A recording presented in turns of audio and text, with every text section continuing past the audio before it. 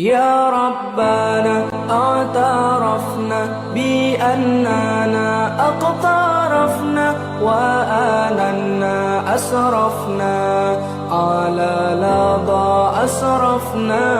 يا ربنا اعترفنا بأننا اقترفنا وآننا أسرفنا على لظى أسرفنا.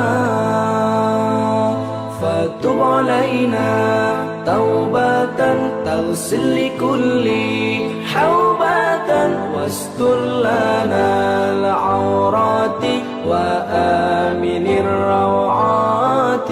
فتب علينا توبة تغسل لكل حوبة واستر لنا العورات وآمن الروعات.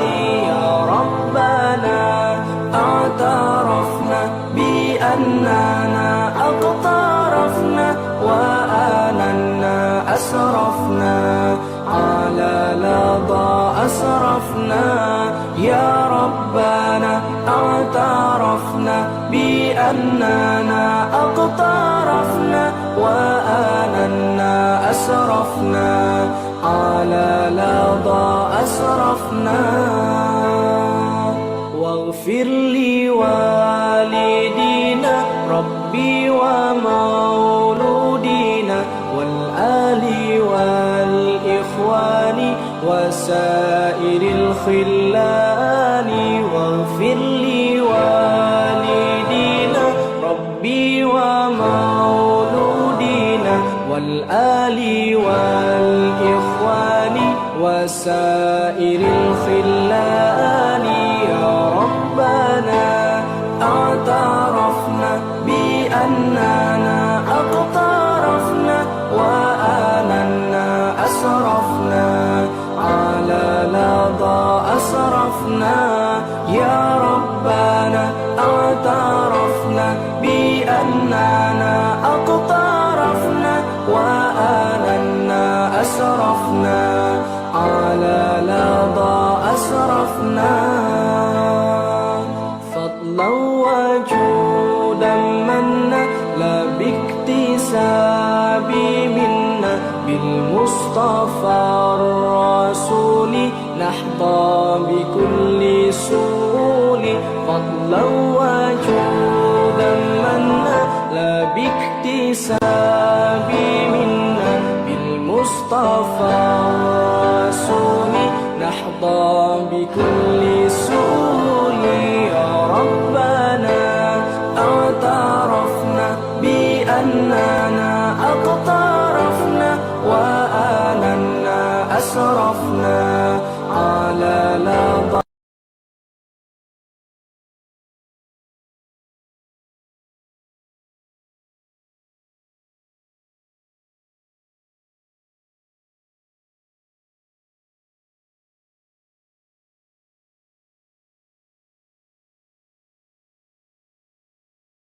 أعوذ بالله من الشيطان الرجيم.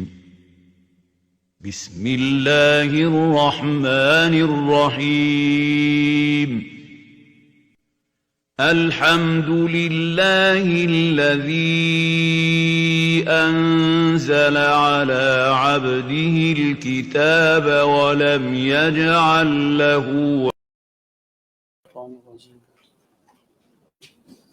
بسم الله الرحمن الرحيم.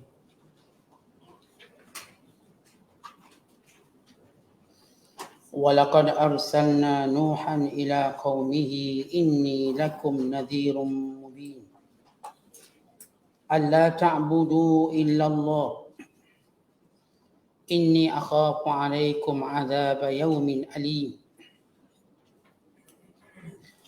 وقال الملأ الذين كفروا من قومه ما نراك إلا بشرا مثلنا وما نراك اتبعك إلا الذين هم أراذلنا بادي الرأي وما نرى لكم علينا من فضل بل نظنكم كاذبين. قال يا قوم أرأيتم إن كنت على بينة من ربي وآتاني رحمة من عنده فعميت عليكم أنلزمكموها وأنتم لها كارهون ويا قوم لا أسألكم عليه مالا إن أجري إلا على الله وما أنا بطارد الذين آمنوا إنهم ملاقو ربهم ولكني أراكم قوما تجهلون ويا قوم من ينصرني من الله إن طردتهم أفلا تذكرون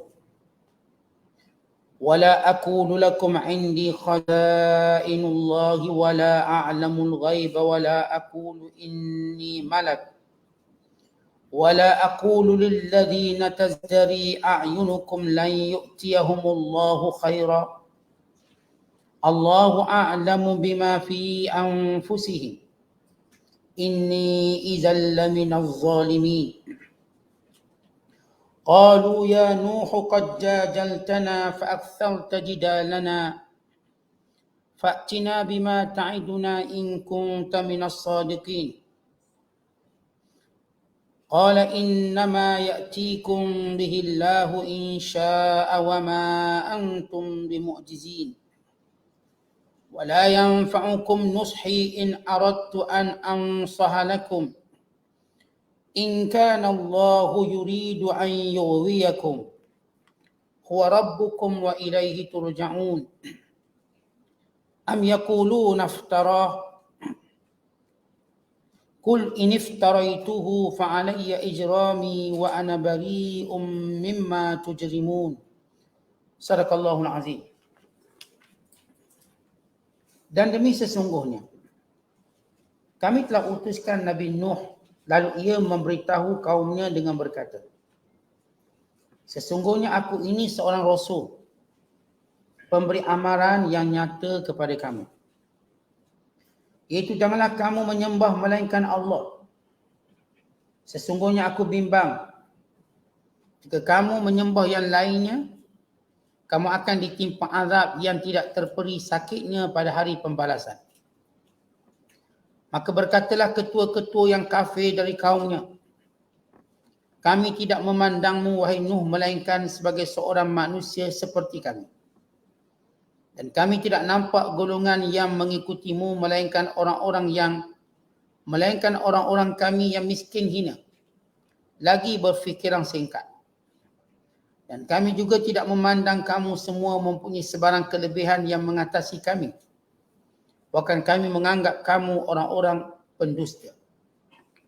Nabi Nuh berkata, wahai kaumku, jika keadaanku berdasarkan bukti yang nyata dari Tuhanku, serta ia mengurniakan pangkat Nabi kepadaku dari sisinya, kemudian bukti yang nyata itu menjadi kabur pada pandangan kamu, disebabkan keingkaran kamu yang telah sebati, maka adakah kamu nampak ada gunanya kami memaksa kamu menerima bukti itu, sedang kamu tidak suka kepadanya?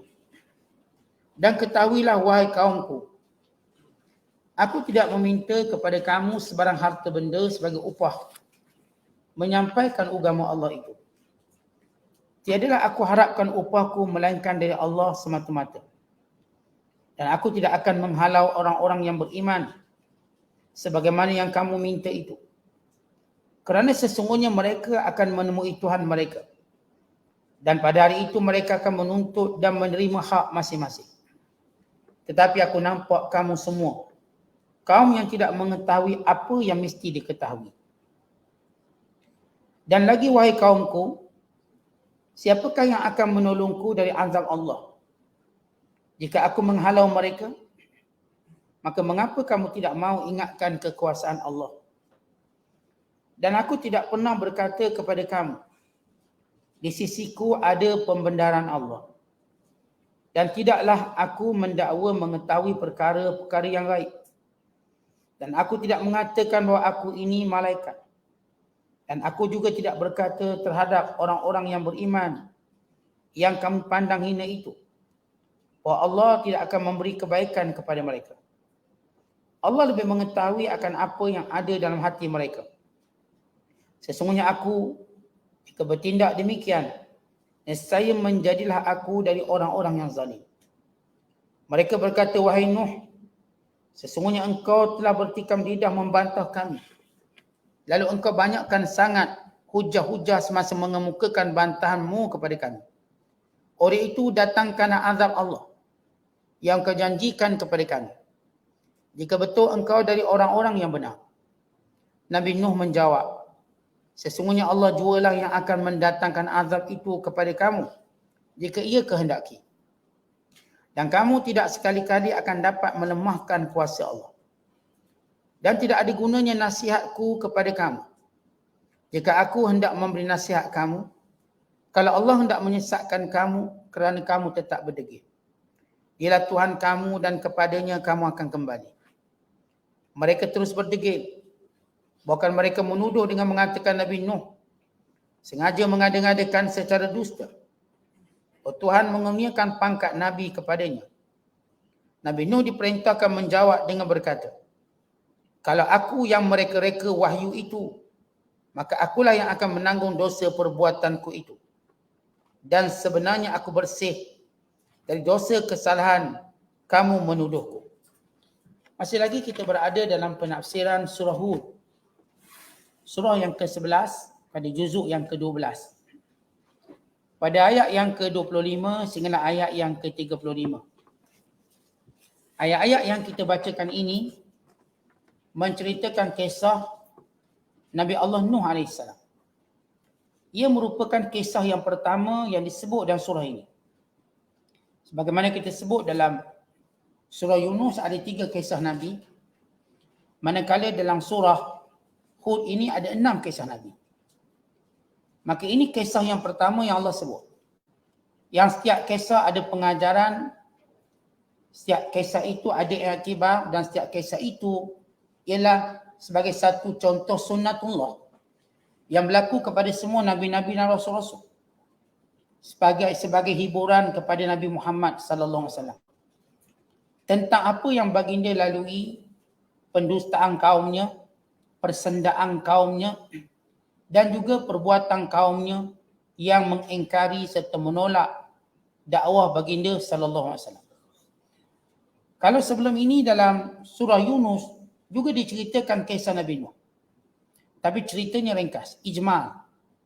Manakala dalam surah Hud ini kisahnya lebih tafsil, yakni lebih panjang dan lebih detail.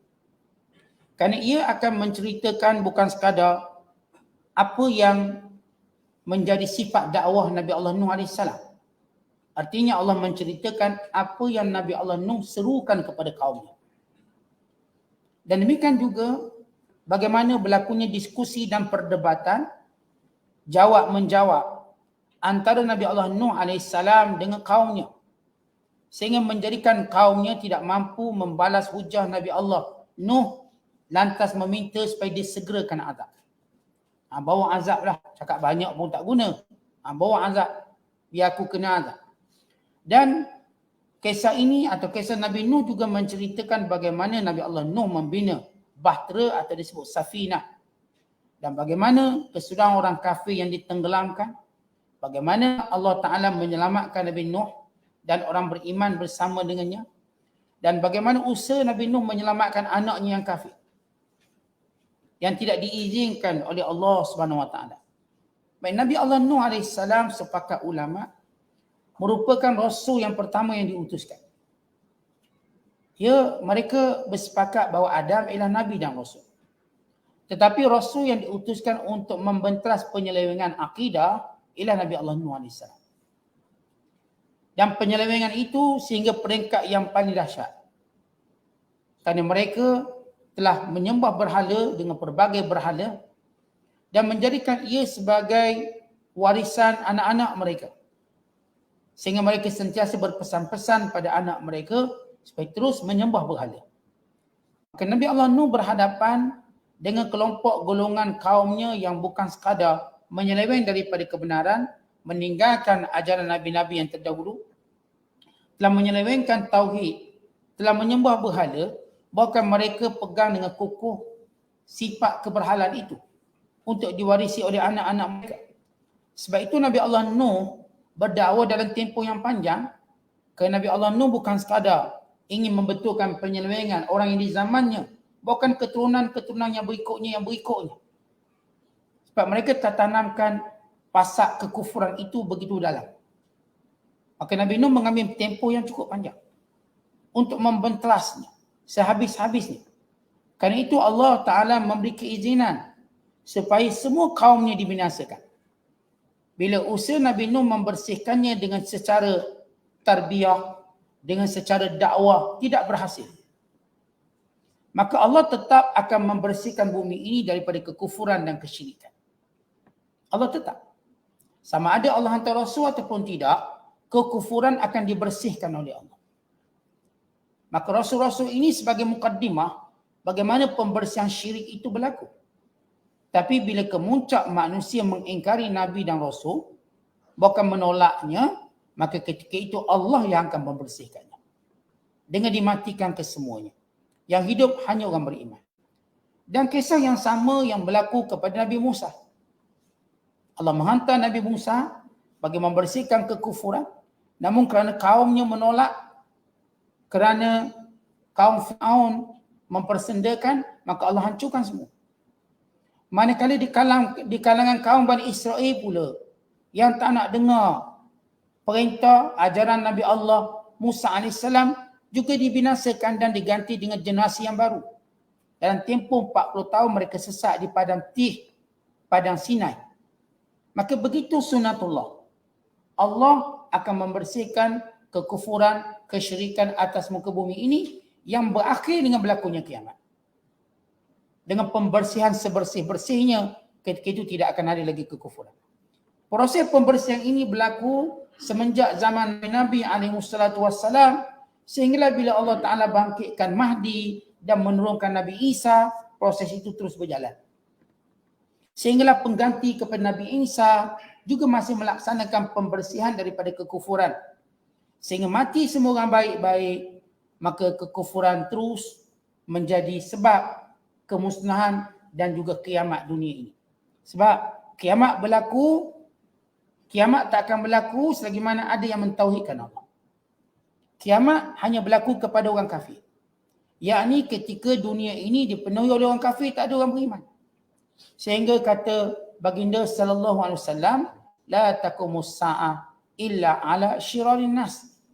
Tidak akan berlaku kiamat melainkan kepada orang-orang kafir sahaja, orang-orang jahat. Bagaimana dia menyebut Allah, selagi itu tidak akan berlaku kiamat dengan maksud kemusnahan alam. Adapun tanda-tanda kiamat ini hal lain.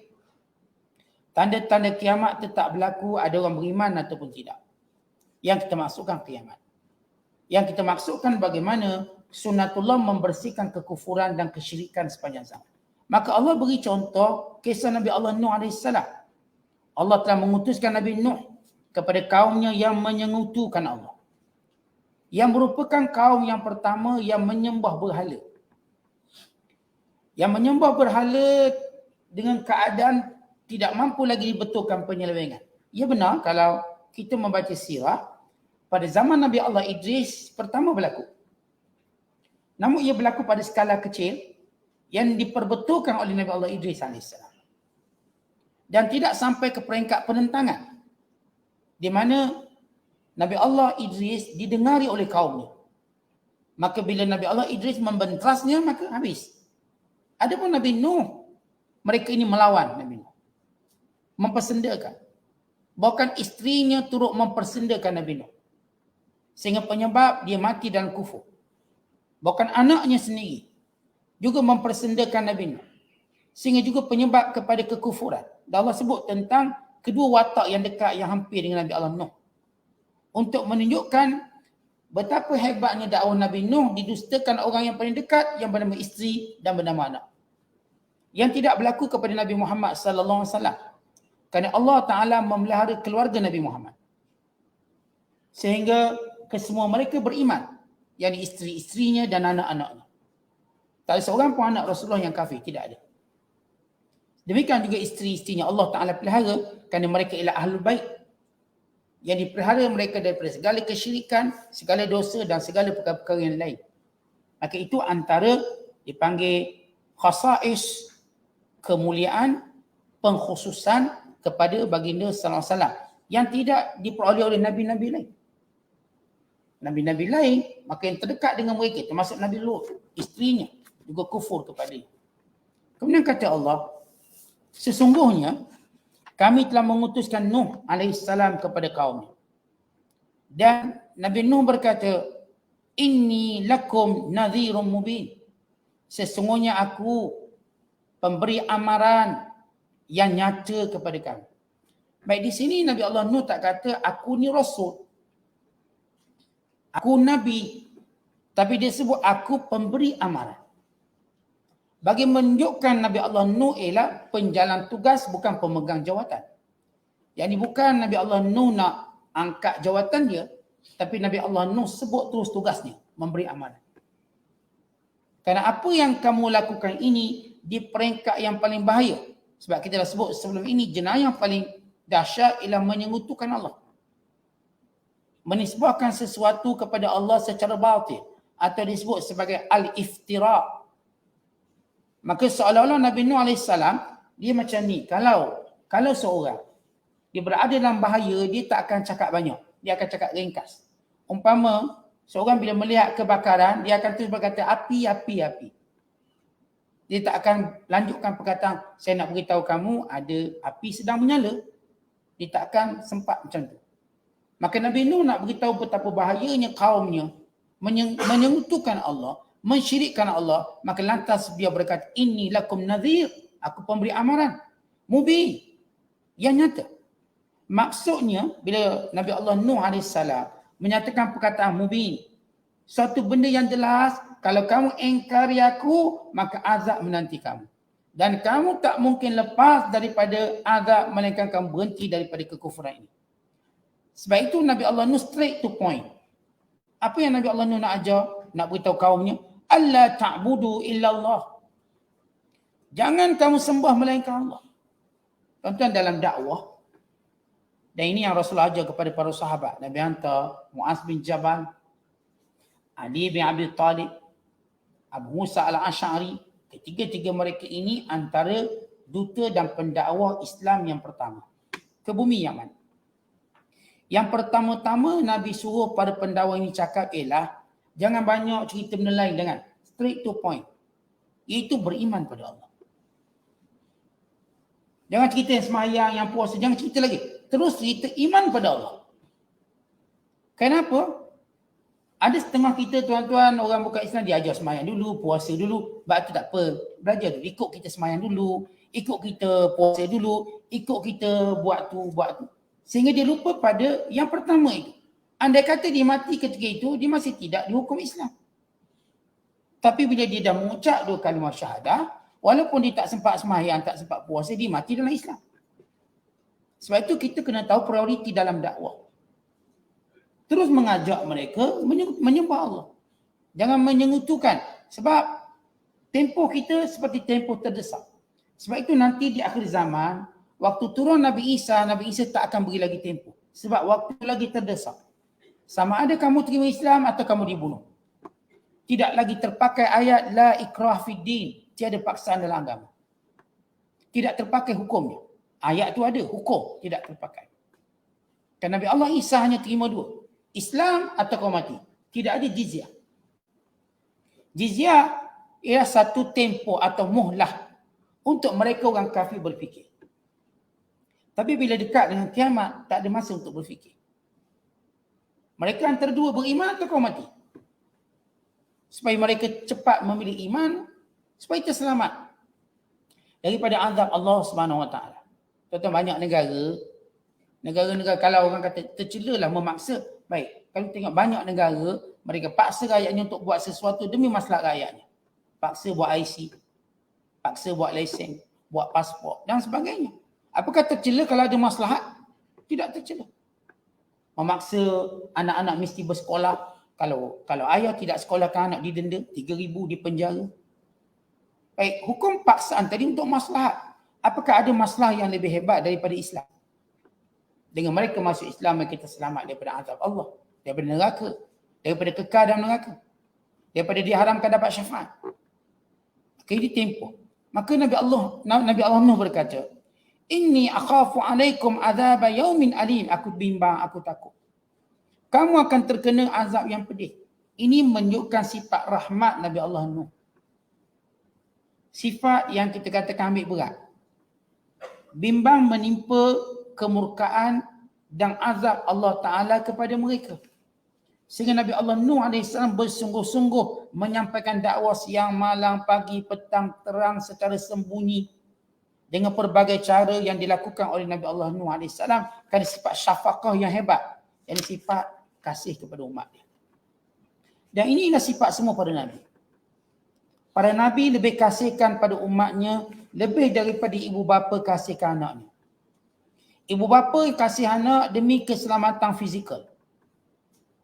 Bila anak kita sihat, segar, bugar, kita pun okey, senang. Tanpa kita mempedulikan tentang penyakit dan juga kerosakan batin, kerosakan rohnya. Kita mak ayah melihat pada zahir anak-anak kita. Dia tak demam, dia tak batuk, dia tak sesama. Dia tak kurus, okey, kita pun tenang. Tapi tidak pada Nabi. Mereka melihat kepada kesihatan yang sebenar. Sihat mereka dari dosa. Sihat mereka daripada kemurkaan Allah. Itulah sihat yang sebenar yang menjadikan mereka selamat dunia akhirat. Kita mak ayah cuma nak pastikan mereka selamat dunia. Sebab itu bila anak kita dah besar, dah boleh kerja, kita pun dah tenang. Tunggulah anak hantar bulan-bulan. Ataupun anak jenguk sekali-sekala. Atau kita pula pergi rumah dia sekali-sekala. Ada hubungan lain? Tak ada. Mereka pun dah decide, dah boleh buat hukuman sendiri dan sebagainya. Tidak pada Nabi. Pada Nabi mengasihi umatnya, tidak mahu umatnya melakukan perkara, walaupun satu perkara yang mengundang kemurkaan Allah. Sebab itu kita lihat semua Nabi-Nabi sentiasa menegur. Mereka tak ada masa nak sembang-sembang kosong, tak ada. Kita tuan-tuan sebab kita tak praktik tegur menegur, maka sembang kosong kita banyak. Maudhu' kandungan percakapan kita lebih kepada perkara yang tidak membina kita. Para Nabi SAW, dia sayangnya pada umat, apa yang dicakap oleh para Nabi semuanya hukum hakam. Termasuk dalam bergurau ada hukum hakam. Macam kita mak ayah lah. Bila mak ayah kita nak jaga, nak pasti anak kita betul-betul sihat. Kita cakap pun benda penting dengan dia. Dah makan, dah baca buku, dah baca Quran, dah tidur, dah makan ubat, dah buat kerja sekolah. Semua kita jangan cakap tu benda penting bina dia. Dah bayar yuran sekolah. Esok dah siap beg-beg sekolah tu. Semua benda yang menghala kepada garis ataupun panduan atau kita sebut sebagai irsyadat atau taujihat, bimbingan-bimbingan. Demikian Rasul-Rasul. Rasul-Rasul lebih hebat daripada mak ayah kita. Lebih concern daripada mak ayah kita. Sebab itu Nabi Allah Nuh kata, Inni akhafu alaikum. Aku bimbang kamu terkena azab. Pada hari yang dahsyat. Dengan azab yang pedih. Faqala al-mala' dan berkata pada pemimpin. Faqala al-mala'u alladhina kafaru. Berkatalah pemimpin-pemimpin yang kafir. Dan Allah menyebut perkataan faqala al-mala' untuk menunjukkan kesemua pemimpin zaman Nabi Nuh ni kafir belaka. Kafir belaka. Mereka semua menentang dengan sepakat Nabi Allah Nuh AS. Maka Allah menyebut faqala al-mala'u alladhina kafaru. Ay qalatus sadatul kubara minal kafirina minhum. Dan berkatalah pemimpin-pemimpin yang kafir di kalangan mereka. Dalam menyebut syubhat. 4 keraguan mereka tentang kerasulan Nabi Nuh. 4 keraguan. Keraguan pertama mereka berkata kepada Nabi Allah Nuh AS. Kata mereka, Ma anta illa basyarum mithluna. Kami nampak kamu ni pun orang macam kita. Sama. Kenapa kamu kata kamu rasul? Apa lebih kamu? Kami nampak antara kami dengan kamu cuma sama. Fala maziyyata tamtazu biha alaina tastawjibu ta'ah. Kami tak nampak pun ada lebih kamu pada kami yang menjadikan kami wajib dengar cakap kamu. Ini syubhat pertama. Secara zahir mereka nampak Nabi Nuh tu orang macam dia. Basyaran. Kemudian yang kedua, syubhat kedua, kenapa mereka menolak ajakan Nabi Nuh? Wa ma nara, kata mereka, wa ma naraka taba'aka illa alladhina hum araziluna badiyar ra'. Yang ikut kamu pula orang miskin-miskin. Bukan orang kaya-kaya macam kami. Bukan pemimpin-pemimpin macam kami. Ini golongan araziluna, kasta bawah. Badiar ra' yang tak fikir banyak macam kami. Kata badiar ra', ini orang yang tak fikir macam kami. Kami ni fikir banyak. Walhal, kebenaran bila terselah, kita tak perlu fikir banyak. Kita cuma ikut. Mereka ni tuan-tuan, duk fikir banyak untuk tolak kebenaran. Maka apa guna fikiran itu? Sebab Nabi Allah Nuh AS, dia bawa dakwah yang terang. Kita gini, kalau kita jumpa seorang cikgu, dia mengajar dengan jelas, kita kena fikir kan? Tak payah fikir, kita faham dah. Ustaz tadi mengajar terang betul, jelas. Tak payah fikir-fikir. Dengar jelas dah. Dah tahu hukumnya apa dan sebagainya. Itu maksud. Bila mereka mencela pengikut Nabi Nuh yang berpegang dengan kebenaran. Sebab bila kebenaran sudah terselah, apa kita nak fikir? Tuan-tuan dah beritahu 1 capai 1, 2. Tuan-tuan nak fikir apa lagi? Tengah fikir, takut jadi 3. Kenapa pula takut jadi 3? Dah jelas 1 capai 1, 2. Akhirnya kita cuma hafal je sebab benda tu dah jelas. Yang musyrik Mekah duk fikir-fikir, bukan kerana mereka berfikir cari kebenaran, mereka fikir macam mana nak tolak kebenaran. Tuan-tuan berfikir untuk cari kebenaran tak susah. Allah tolong, Allah bantu. Tapi berfikir menolak kebenaran yang susah, incah kepala. Kerana mereka berfikir tolak kebenaran. Kemudian yang ketiga mereka kata, wa ma nara lakum alaina min fadl. Kami pun tak nampak apa lebih kamu. Kamu pun tak kaya. Kamu tak adalah tahu semua, serba-serbi semua benda. Kami tak nampak pun kamu ni gagah ke, kuat. Samsing ke, tak nampak. Yang pertama mereka kata manusia macam kami. Sama, satu keturunan. Yang kedua mereka kata tak ada pun kelebihan.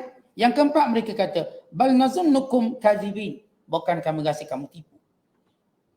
Dia kata pada Nabi Allah Nuh dan pengikutnya sebagai penipu. Baik, dia Allah jawab. Qala ya qaum. Dan berkatalah Nabi Allah Nuh AS, ya qaum, wahai kaumku. Ara'aitum in kuntu ala bayyinatin min rabbi. Apa pandanganmu kalau aku benar-benar berada dalam kebenaran daripada Tuhan? Wa atani rahmah min indihi. Allah telah melantikku menjadi rasul. Fa ummiyat alaikum. Tapi kamu buat tak nampak. Anulzimukumuha. Takkanlah kami nak paksa kamu. Wa antum laha karihun. Dan kadang kamu tak suka. Baik, jawapan yang tuntas. Kata Nabi begini. Yang pilih aku jadi rasulnya Allah. Cukuplah kamu tahu memang semua rasul itu manusia. Belum pernah rasul itu dilantik bukan dari manusia. Kemudian lantikkan ini daripada Allah. Dan aku bawa bukti daripada Tuhanku. Apa mukjizat yang mereka nak, Nabi Allah Nuh hadirkan. Aku bawa bukti. Apa yang kamu nak? Dan sesudah jelas benda itu semua, anulzimukumuha, apakah aku boleh paksa kamu menerima kebenaran? Tuan-tuan, kalau kita sebut semalam, kita dah beritahu macam ni, orang tak nak percaya, tuan-tuan nak buat apa? Kita bukan dia ajar, kalau dia tak percaya kita pun tampar dia. Kita dah beritahu. Contoh saya sebut tak semalam, contoh IC. Ni nama saya. Nama saya sekian-sekian. Saya pun tunjuk IC. Ni IC. Sama. Saya tak percaya. Ini IC tipu. Nama tipu. Tapi saya nak cakap boleh. Tetapi bila kita bercakap dengan seseorang, kerjanya cuma menafikan kebenaran, lalu apakah kita boleh untuk menjadikan dia percaya pada kita? Maka dia tetap tak percaya. Kesan tak percaya kerana kamu menolak kebenaran. Sebab itu Nabi Nuh kata, kamu tahu aku manusia. Betul aku manusia, aku tak nafikan. Dan Rasul itu dilantik di kalangan manusia. Dan Allah melantikku. Dan Allah memberi dalil dan bukti. Sebab itu aku boleh bercakap, berhujah dengan kamu. Dan Nabi Allah Nuh jawab lagi. Wahai kaumku, tengok sini. La as'alukum alaihi mala. Dakwah yang aku bawa bukan minta upah dengan kamu. Tuan-tuan, tak ada orang bersungguh-sungguh buat benda yang dia tak ada upah. Melainkan mesti ada sesuatu yang hebat di sebalik benda yang dibuat. Kita kan kalau buat, kalau tak ada upah, kita pun lemah lah sikit. Memang manusia begitu. Semua manusia atas dunia ni kerja dia nak upah. Tuan-tuan, kerja mana tak ada upah? Orang semua nak upah. Kerja sukarela, sekejap-sekejap boleh lah. Boleh part time, pergi kutip sampah tepi pantai. Cuba tiap-tiap hari. Upah dia. Sekali boleh, itu pun ada kami golek. Semangat sikit. Bolehlah tuan-tuan kalau sekadar kita nak tolong gelandangan sekali-sekala malam minggu. Itu pun kita makan kenyang-kenyang dulu. Kerja-kerja volunteer ni ataupun sukarela tatawak, sekejap boleh lah. Kita pun ada komitmen, kita pun nak gaji. Kita pun perlukan kehidupan. Tetapi bila para Nabi jawab satu jawapan, kami dakwah siang malam pagi petang. Tak kira waktu. Kami tahu risiko. Kami tak harapkan upah. Melainkan kami harapkan pahala di sisi Allah.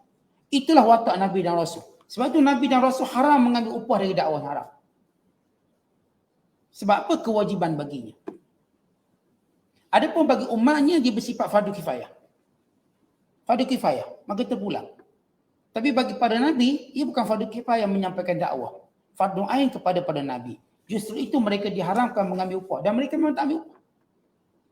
Dan kalau kita lihat dalam penegasan, bukan sekadar Nabi Allah Nuh kata begitu, demikian Nabi Allah Hud, demikian Nabi Allah Saleh, demikian juga Nabi Allah Syuaib, demikian juga Nabi Muhammad. Mereka skrip sama, in ajriya illa ala Allah. Kami tak minta upah pun ni kamu. Kamu tengok, kesungguhan kami dakwah ni, kalau benda ni kerana kepentingan kami pasti minta upah. Tapi tidak. Kita tengok orang jual. Dia bersungguh-sungguh sebab apa? Dia ada bahagian dia. Dia sungguh. Dia ketuk pintu kita, kereta kita, dia tunggu kat jalan, dia buat itu, buat ini. Sebab dia nampak bahagian dia. Bukan kita kata benda tu cecela, tidak. Maksudnya, benda tu namanya pekerjaan. Maka tak ada masalah, itu cara marketing dia. Tapi para Nabi SAW, dakwah itu bukan marketing. Untuk mereka dapat keuntungan. Tapi itulah perintah Allah pada mereka. Sebab itu Nabi Allah Nuh kata, baik kamu semua kaum yang jenis memang cari hidup ataupun cari bahagian dunia kamu. Aku ni Rasul. Aku berdakwah hanya mengharapkan pahala di sisi Allah. Lalu mereka berkata, baik Nabi Nuh, boleh. Kami boleh ikut kamu, tapi yang miskin-miskin tolak ke tepi dulu. Kami tak selesa duduk dengan orang-orang yang miskin. Maka ini, bila mereka dah kalah berhujah dengan jawapan Nabi Allah Nuh. Baik ginilah, yang ikut kamu kan itu aradhiluna badi'ar ra'. Orang kasta bawah. Dan orang yang kami anggap tidak cerdik. Kita tengok, seringkali golongan-golongan kafir, mereka tunjuk mereka lebih cerdik. Dengan pelbagai bentuk gaya pemikiran dan sebagainya. Walhal mereka itu bodoh kerana tak kenal Tuhan. Dan mereka sentiasa mencela orang beriman yang mengetahui kebenaran ini sebagai orang yang tak cerdik, bodoh. Ini golongan takhalluf, mutakhallifin, orang-orang yang dah kolok. Golongan fundamental, golongan usuliyun, orang-orang pedalaman. Seringkali mereka berkata demikian semenjak zaman Nabi Nuh sampai zaman Nabi Muhammad SAW. Walau yang berjaya mengenal Tuhan, itulah orang yang paling educated. Itulah golongan muthaqaf. Itulah golongan yang benar-benar berpengetahuan. Yang kenal Allah. Tapi mereka menganggap orang yang derhaka pada Allah itu nampak educated. Bijak. Lalu kata mereka, gini, boleh kamu dengar dakwah kamu wahai Nabi Nuh. Wahai Nuh, dengan syarat kamu halau orang miskin. Lalu apa jawab Nabi Nuh? Wa ma ana bitaridil ladzina amanu. Aku takkan halau. Ma ana bitarid. Aku takkan halau orang beriman. Lihat ketika mana mereka namakan orang beriman sebagai araziluna, kasta bawah. Nabi Allah Nuh menamakan mereka sebagai mukminun. Amanu, orang beriman. Sebab orang beriman tuan-tuan sekalian, siapa pun dia bila dia beriman maka dapat satu gelaran yang sama, mukminun. Dia engineer, dia arkitek, dia doktor, dia ustaz, dia tukang kebun, dia orang bawahan marhim, namanya golongan mukmin. Golongan muslim. Ya, bagaimana Islam menjadikan kita sama. Dan kewajipan kita menghormati sesama kita sama. Bukan cukup sah sembahyang kita tidak membedakan siapa berada di depan. Melainkan perbezaannya siapa yang paling terkedepan dengan bersungguh-sungguh untuk berada di hadapan. Ada orang kaya depan, ada orang miskin depan. Ada orang yang tua depan, ada orang muda depan. Bagi menunjukkan Islam tak pernah letak satu level manusia. Satu kasta manusia. Selama-lamanya tidak. Bahkan Nabi menyebut an-nasu sawasiyah. Manusia itu sama je.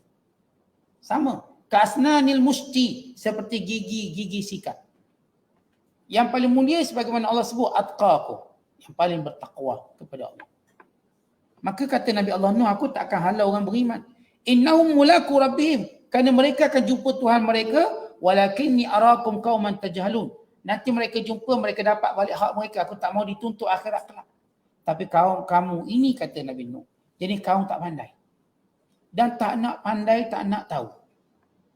Bukankah kamu mengetahui tak ada orang boleh halau seorang? Dan tak ada orang boleh halau sesiapa. Itu hak mereka. Kalau aku berbuat demikian, aku akan jawab di depan Tuhan. Hari akhirat kelak.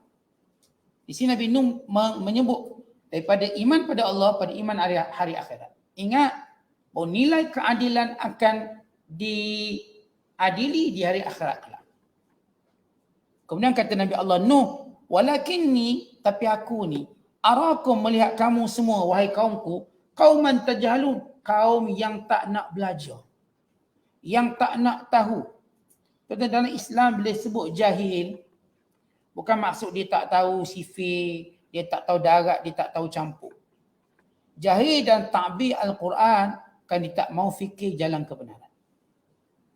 Jahil dan Al-Quran bila Allah sebut kaum mutajalun ialah kaum yang tak jumpa Tuhan dan beribadat kepada Allah dengan sebenarnya. Ini orang jahil walaupun dia dakwa dia alim. Ini sejahil-jahil manusia. Sebab Allah yang paling jelas. Allah yang paling terang, tiba-tiba ditolak. Umpama orang yang sakit mata. Yang menafikan adanya matahari di tengah panas di dada langit. Dengan berkata kami tak nampak pun matahari, walahal mata mereka sakit. Demikian orang yang tak jumpa Allah. Sedangkan dalil-dalil ketuhanan itu jelas dan terang. Bagaimana mereka boleh terlepas pandang ataupun mereka boleh lalai? Mereka kerana mereka kaum yang jahil. Kata Allah lagi tentang bicara Nabi Allah Nuh. Wa ya qaum, wahai kaumku. Man yansurini minallah. Siapa yang akan bela aku di hadapan Allah? Tarattuhum, kalau aku halau orang-orang beriman ni. Di sini menunjukkan prinsip Islam. Tidak mempelekehkan pun siapa pun yang beriman. Tak ada orang boleh minta sesuatu yang bersifat special untuk dia bagi mendapat nilai keimanan daripada Nabi. Semua sama. Semua di hadapan Nabi-Nabi atau para Nabi dalam dakwah mereka sama. Yang nak belajar sila. Yang nak dapat kebenaran sila. Aku tidak akan menghalau sesiapa pun. Kalau tidak, siapa yang akan membantu aku di hadapan Allah waktu Allah bertanya kepada aku? Menunjukkan bagaimana sikap tanggungjawab dan takutnya para Nabi akan hukum Allah. Mereka para Nabi yang takut pada hukum Allah. Afala tadhakkarun? Tidakkah kamu berfikir? Kemudian Nabi Allah Nuh jawab lagi. Mereka kemuka 4 syubhat, 4 kekeliruan. Nabi Allah Nuh terus jawab dan jawab. Menjawab lebih daripada 4 kekeliruan mereka. Mereka kata, wahai Nuh, kamu cuma orang biasa. Orang macam kami. Wahai Nuh, pengikut kamu cuma pengikut orang-orang bawahan. Wahai Nuh, kami tak nampak pun apa beza dengan kami. Tak ada pun nampak gagah, nampak kuat. Tak ada pun nampak kaya. Dan mereka kata lagi, kamu ni penipu. Maka Nabi Nuh jawab poin pertama dulu. Aku tak tipu. Aku dalam kebenaran Tuhanku. Sebab orang tipu tak boleh berhujah. Melainkan dia akan tersipu-sipu dengan pembohongan dia. Orang yang menipu, dia tak mungkin dapat berdiri teguh untuk pertahankan penipuan dia. Kalau nama doktor penipu, dia tak boleh pertahankan tipu dia. Sampai bila? Kalau dia ustaz tu penipu, dia tak boleh pertahankan ustazahannya sebenar. Sebab dia menipu. Engineer yang tipu, dia tak mampu pertahankan engineering dia. Bahawa dia ni memang engineer dan kadang dia tipu, dia tak mampu. Orang yang kaya palsu, dia tak mampu pertahankan untuk berkata, saya kaya sebenarnya. Walau dia fake atau palsu. Lambat laun, mereka yang menipu, pertama saya katakan, mereka tak akan berani bangun tengah-tengah orang bagi menegakkan pembohongan mereka. Tak mungkin. Orang tipu ni ngelak bercakap dengan orang. Mengelak berbahas dengan orang. Menyorok dalam gua, kalau istilah sekarang. Menyorok dalam gua. Nak cakap apa, dia tahu dia tipu. Tapi Nabi Nuh, lihat dia berani, dia seorang. Dia berujar dengan semua kaumnya. Cukup menunjukkan kesungguhannya dalam mempertahankan apa yang dibawanya, menunjukkan dia benar. Sebab saya kata kalau orang menipu tuan-tuan, dia tak mampu tahan lama. Kalau orang tu menyamar jadi ustaz, dia tak mampu tahan lama. Mula-mula tunjuk-tunjuk macam ustaz, suruh ceramah setengah jam ke bawah dia. Menzahirkan, dia bukan. Dia bukan ahlinya, tanya hukum, mula Mengelak sebab dia bukan ahlinya. Doktor. Bolehlah pura-pura pakai name tag doktor. Tunjuk orang sakit depan, kelang kabut dia. Tak tahu nak buat apa. Ternyata dia bukan doktor asli. Dia tak mampu tenang melihat orang sakit di hadapannya. Demikianlah semua benda-benda yang fake ini, dia tak mampu bertahan lama. Tak mampu. Duit palsu tuan-tuan, duit palsu. Orang yang pegang duit palsu ni, dia tak berani pegang lama-lama, dia tahu palsu, nanti orang tahu. Kena pula orang ambil, tunjuk dekat mesin yang boleh tahu duit tu. Oh lagi berdebar dia, terus lagi. Tapi orang tahu duit tu betul, dia duduk dekat, takut apa? Memang duit saya betul. Orang tu nak teropong pakai mikroskop ke, pakai itu ke, dia tak takut, dia tahu duit betul. Itulah kisah Nabi Allah Nuh AS. Berdiri tegak di hadapan kaumnya, pemimpin-pemimpin. Maka Nabi Nuh terus menjawab dan menjawab. Sebab itu mereka ni jadi macam, kita katakan, terperangkap dengan hujah mereka sendiri. Kata Nabi Allah Nuh lagi, wala aqulu lakum indi khazainullah. Aku tak pernah dakwa, aku tahu apa yang berada pada ilmu Allah. Aku tak mendakwa. Aku memiliki khazanah Allah. Aku kaya, aku tak pernah dakwa aku kaya. Aku ajak kamu sembah Allah. Bukan aku ajak kamu untuk jadi kaya. Aku tidak pegang pembenaran Allah. Allah beri rezeki mengikut apa yang dia nak. Termasuk pada aku. Termasuk pada kamu. Wala a'lamul ghaib. Aku juga tak tahu perkara gaib. Semua benda tu kalau Allah wahyu maka aku tahu. Bukan atas nama aku ni Rasul, kamu tanya apa aku boleh jawab. Tidak. Ini berdasarkan wahyu. Untuk menunjukkan dia Rasul. Yang ketiga kata Nabi Allah Nuh, wala aqulu lakum inni malak. Aku pun tak kata aku malaikat. Memang aku manusia. Sebab kita katakan tak pernah Rasul di kalangan malaikat. Ayat ini menjadi dalil kepada sebahagian ulama bahawa malaikat lebih afdal daripada Rasul. Sebab Nabi Nuh kata, aku tak kata aku malaikat. Pada setengah ulama. Walau jumhur ulama bersepakat bahawa yang paling mulia pada Nabi mengatasi malaikat. Tapi berdasarkan ayat ini setengah ulama cakap begitu. Wala aqulu lilladhina tazdari a'yunukum lan yu'tiyahumullahu khaira. Dan aku juga tidak kata, aku juga tidak mengetahui apakah kesudahan setiap sesuatu, setiap seseorang daripada kamu. Bila kata Nabi Allah Nuh, semua perkara ini ialah dalam ilmu Allah Ta'ala. Semua dalam ilmu Allah Ta'ala. Orang miskin ini nilainya hanya Allah yang tahu, aku tak tahu. Sebab tu aku tak benarkan halal orang-orang miskin yang beriman ini. Sebab nilainya di sisi Allah. Walaupun pandangan kamu nampak dia ni macam orang bawahan, kamu tak tahu apa yang Allah beri pada dia. Ayat ini Nabi Allah Nuh ajar kepada kaumnya jangan pandang orang sebelah mata. Kita kadang-kadang tengok orang hina itu ini, kita tak tahu apa yang Allah beri di sisi ini. Kita nampak dia cacat, kita nampak dia gagak, kita nampak dia sekian-sekian kekurangan. Maka jangan kita ingat bahawa kekurangan itu sehingga kita pandang di mata sebelah. Dengan sebelah mata. Sehingga kita lupa apa yang Allah mungkin beri kepadanya di sisi Allah lebih baik pada kita. Nabi Nuh mengajar pada kaumnya, jangan kamu menilai orang, mempersendakan orang. Sebab nilai sebenar apa yang Allah beri di sisi dia. Kita tak tahu. Sebab tu tuan-tuan tak ada seorang pun boleh menghina seseorang. Kerana kita tak tahu bagaimana kedudukannya di sisi Allah. Kemudian kata Nabi Allah Nuh, Allahu a'lamu bima fi anfusihim. Allah lebih mengetahui apa yang berada dalam dada-dada mereka. Inni idzal laminadh zalimin. Kalau sekiranya aku mendakwa sebaliknya aku orang zalim. Baik, mereka kata, wahai Nuh, kamu manusia macam kami. Ya betul. Aku pun tak kata malaikat. Aku pun tak kata aku orang kaya. Aku pun tak kata aku tahu benda gaib.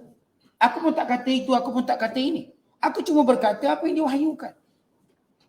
Ya, bagaimana Nabi Allah Nuh AS menyebut tentang peranan para Nabi, mereka bukan bercakap ikut mereka nak cakap. Mereka tidak mendakwa ikut mereka nak dakwa. Kesemuanya mereka cakap berdasarkan wahyu. Wa ma yantiqu anil hawa in huwa illa wahyun yuha. Mereka tidak bercakap dengan hawa nafsu, tapi wahyu yang diwahyukan. Dan mereka juga tuan-tuan tidak mendakwa apa-apa. Hanya kerana inginkan kaumnya beriman, dakwa macam tu, dakwa macam ni. Sebagaimana setengah-setengah orang yang kita katakan kalau nak suruh ikut dia, maka dia pun dakwa benda bukan-bukan, benda yang dia tak ada. Supaya orang ikut dia. Supaya orang follow dia. Kalau dia nak perangkat orang tu ikut bisnes dia, bisnes MLM dia mendakwa, dia ada benda ni, dia ada benda ni, aset dia sekian banyak. Dia mendakwa. Supaya orang ikut. Para Nabi tidak mendakwa apa-apa. Mereka bercakap dengan sifat tawaduk mereka. Ya, aku manusia. Aku tak kata aku Superman, aku manusia. Aku bukan malaikat. Aku tak tahu perkara gaib. Semuanya Allah beritahu.